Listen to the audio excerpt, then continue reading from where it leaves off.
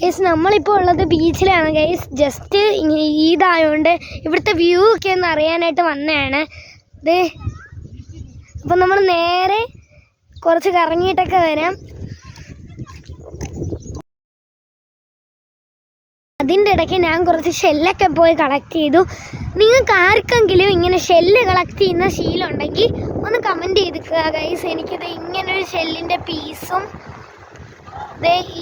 ഇങ്ങനൊരു വെള്ള ഷെല്ലിൻ്റെ പീസും കിട്ടിയിട്ടുണ്ട്, ഫുൾ ഷെല്ലിൻ്റെ പീസും. നിങ്ങൾക്ക് ആർക്കെങ്കിലും ഇങ്ങനത്തെ സ്വഭാവം ഉണ്ടെങ്കിൽ ഒന്ന് കമൻറ്റ് ചെയ്യുക. ഓക്കെ, നമ്മൾ ഇപ്പോൾ നമ്മുടെ കടലിൻ്റെ അടുത്തെത്തിയിട്ടുണ്ട്.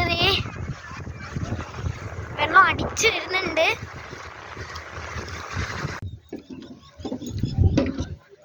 അപ്പോൾ ഗൈസ് ഞാൻ